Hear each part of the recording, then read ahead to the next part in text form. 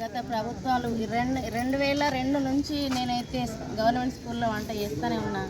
అప్పటి నుంచి ఇప్పటి వరకు మరి ఎలాంటిది లేదు మాకు. ఇక వేస్తారో అగవేస్తారో అని చూస్తున్నాం. పేద పిల్లలు మరి పేదవాళ్ళకైతే మహిళలకు ఇవ్వాలని పేదవాళ్ళకే ఇచ్చారు. మేమంతా ఉన్న వాళ్ళమేం కాదు. మేమేం కొంతమ్మ కోరికలు కోరతలేము గవర్నమెంట్ను. మధ్యాహ్న భోజన కార్మికుల గత 6 మాసాల నుండి బిల్లులు పెండింగ్లో ఉన్నాయి. ఇలా మధ్యాహ్న భోజన కార్మికులకు ఇలా ప్రభుత్వం చెల్లించేది కోడిగుడ్డుకు 5 రూపాయలు అయితే బయట మార్కెట్లో 7 రూపాయలకు దొరుకుతుంది. అదనంగా 2 రూపాయలు ఇలా పిల్లలకు మేము పెట్టవలసిన పరిస్థితి ఉంది అప్పులు చేసి. ఈ ప్రభుత్వాలు గత 2-3 సంవత్సరాల నుండి ఈ పెరిగిన రేట్లు మా చేతి నుండే పెడతా ఉన్నాం కనుక ఈ ప్రభుత్వాలు గత ప్రభుత్వం చేయలేదు, ఈ ప్రభుత్వం వచ్చే సంవత్సర కాలం అవుతుంది. అయినా కానీ మధ్యాహ్న భోజన కార్మికుల సమస్యలు గుర్తు రావడం లేదు. ఈ మోడీ ప్రభుత్వం మొన్న వారం రోజుల క్రితం 1వ తరగతి నుంచి 5వ తరగతి వరకు 74 పైసలు పెంచిండు.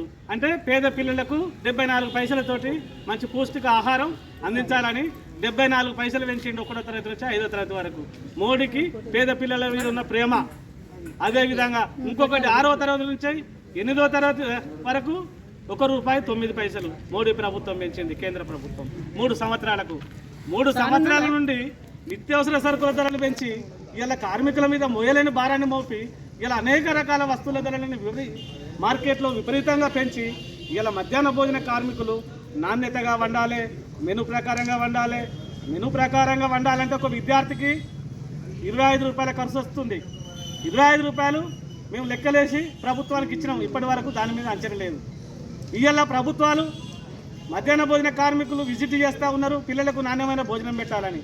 నాణ్యమైన భోజనం పెడతాం, కానీ వాళ్ళ విద్యార్థులు మెచ్చార్జీలు పెంచి ఇలా మధ్యాహ్న భోజన కార్మికులకు 10,000 జీతం కాంగ్రెస్ ప్రభుత్వం ఎన్నికల మేనిఫెస్టోలో చెప్పినటువంటి 10,000 రూపాయల జీతం ఇచ్చి నిత్యావసర సరుకులు మీరే పంపించండి, కోడిగుడ్లు మీరే పంపించండి, మీరు ఎన్ని పెట్టమంటే మేము అన్ని పెట్టగలుగుతాం.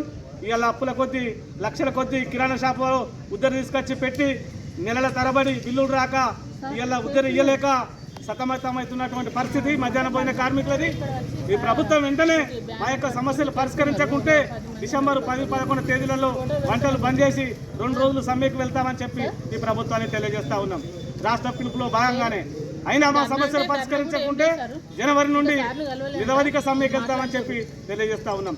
ఇలా మధ్యాహ్న భోజన కార్మికులు గత 23 సంవత్సరాల నుండి ఇలా వంట చేస్తున్నప్పుడు ఏదైనా ప్రమాదం జరిగినా ₹1 ప్రభుత్వం చెల్లించదు. ఇలా మధ్యాహ్న భోజన కార్మికులకు గుర్తింపు కార్డులు లేవు.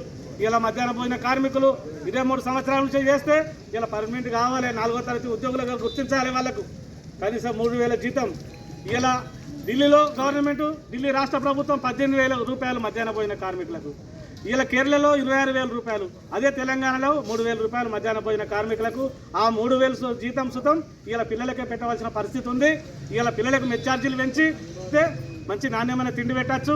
ఈ ప్రభుత్వాలు వెంటనే ఇలా మెచ్చార్జీలు పెంచాలని చెప్పి మేము డిమాండ్ చేస్తూ ఉన్నాం. మధ్యాహ్న భోజన కార్మికులకు ఇలా డ్రెస్ కోడ్ ఇవ్వాలి, వాళ్ళకి ఇన్సూరెన్స్ సౌకర్యం కల్పించాలి. ఇలా 60 సంవత్సరాలు దాటిర్రు. ఇలా పొగతోటి ఊపిరితిత్తులు ఖరాబ్ అవుతున్నాయి, కళ్ళు పోతున్నాయి. అయినా కానీ ఇలా సిలిండర్లు లేవు వంట చేయడానికి. ప్రభుత్వం సిలిండర్లు సమకూర్చాలని చెప్పి మేము డిమాండ్ చేస్తూ ఉన్నాం. ఇలా బోళ్ళు లేవు. గత బోళ్ళు 5-6 సంవత్సరాల కింద ఉన్న బోళ్ళు అన్ని బోళ్ళు వంట చేయడానికి బోళ్ళు సుతం లేవు బళ్ళల్లో. ఇలా వాళ్లకు వంట సెట్లు లేవు. ఇలా చెట్ల కింద వండవలసిన పరిస్థితి వస్తుంది. వర్షం కొడితే చెట్ల కింద వంట చేయాలి.